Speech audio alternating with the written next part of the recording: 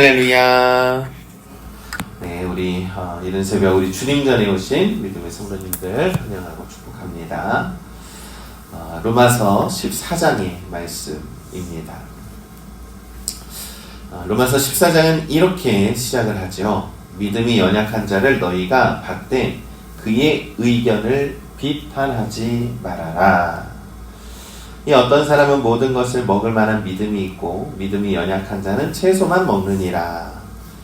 이렇게 시작을 합니다. 사도 바울은 믿음이 연약한 자와 혹은 믿음이 강한 자 사이에서 우리가 어떻게 행동해야 하는지 오늘 가르쳐주고 있습니다. 그런데 이 말씀에서 오해하지 말아야 할 것이 있습니다.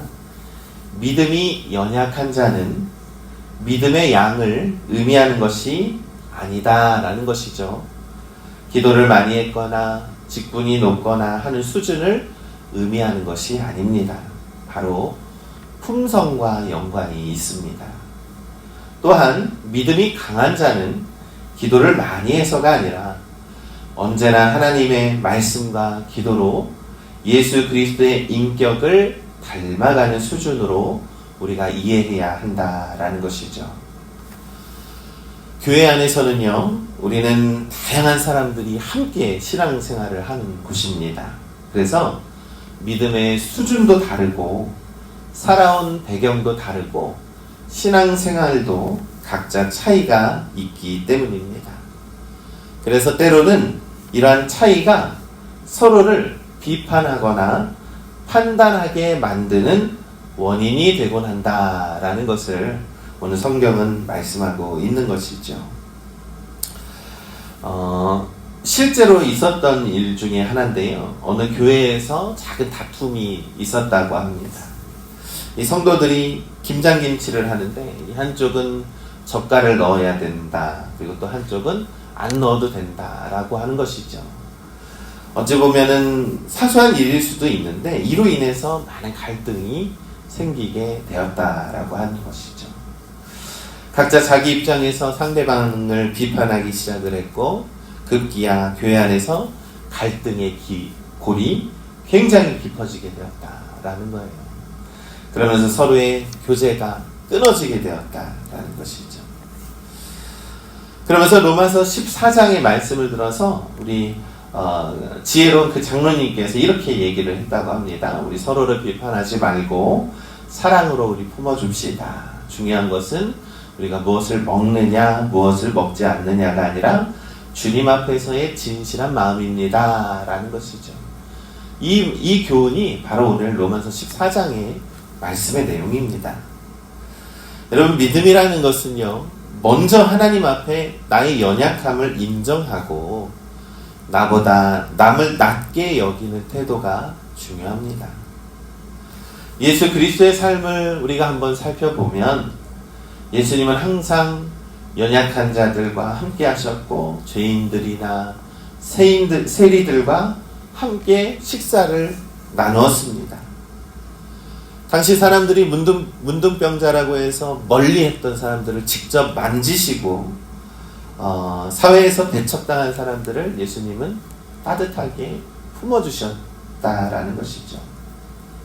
예수님은 그 누구도 비판하지 않으셨고요. 오히려 사랑과 이해로 사람들의 마음을 열어주셨다라는 겁니다. 이게 바로 예수 그리스도의 사랑이죠.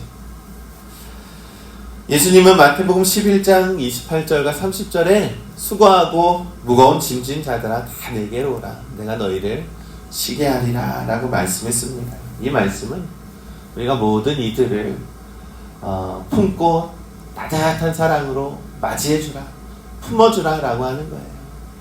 우리가 먼저 예수 그리스도를 믿는 자라면 넉넉한 마음으로 넉넉한 품성으로 모든 사람들을 품어주시기를 간절히 소망합니다.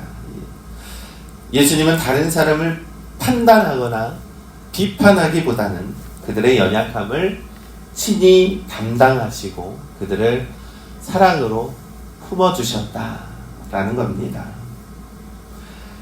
이 로마서 14장 3절에서 6절의 말씀에서 또한 사도 바울은 서로의 삶의 방식과 신앙의 양심을 존중하라 라고 가르쳐 주고 있습니다.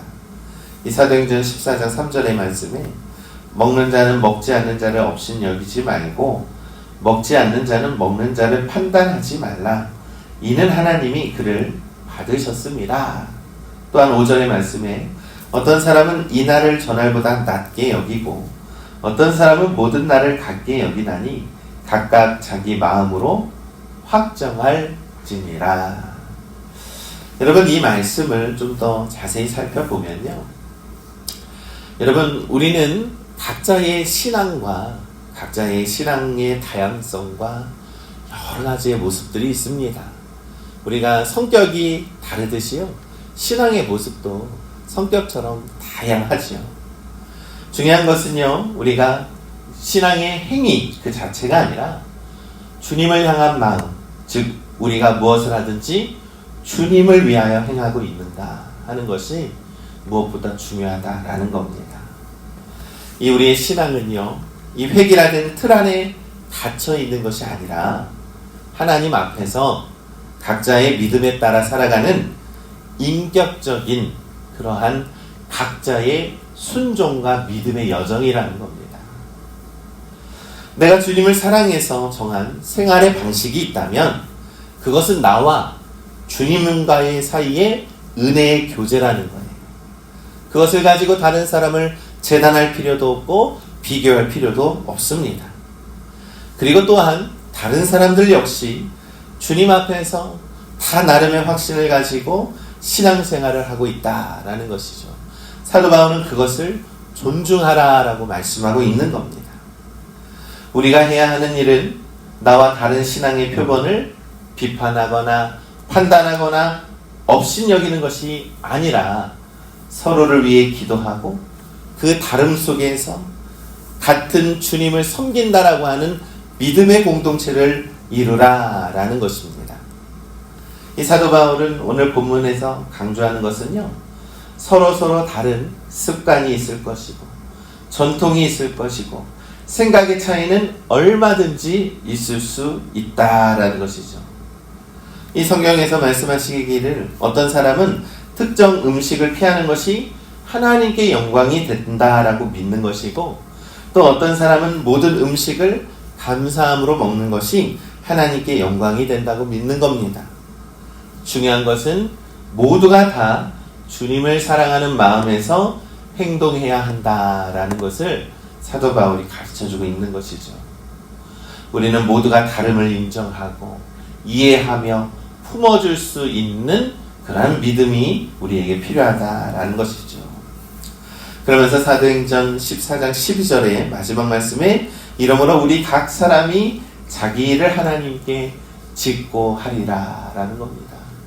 자기의 신앙과 믿음을 하나님께 직접 구하라는 겁니다. 사도 바울은 우리 모두가 다 하나님 앞에서 각자 자신을 설명해야 하는 존재라고 말씀하고 있는 것이죠. 여러분, 신앙생활은요, 나와 하나님과의 관계, 나와 하나님과의 관계를 이루는 겁니다. 각자가 하나님과의 깊은 교제를 하는 것입니다. 그것의 모습이 다를 수 있습니다. 그러나 그것을 판단하거나 비판하지 말아라 라고 오늘 사도 바울은 강조하고 있는 것이죠. 여러분, 우리가 다른 사람을 비판하는 것은 마치 하나님의 자리에 서서 판단하는 것과 같습니다. 우리의 역할은 판단이 아니라 격려하고 세워주는 일이라는 것을 우리가 기억해야 합니다. 예수님께서도요, 복음서에서 같은 말씀을 하셨습니다.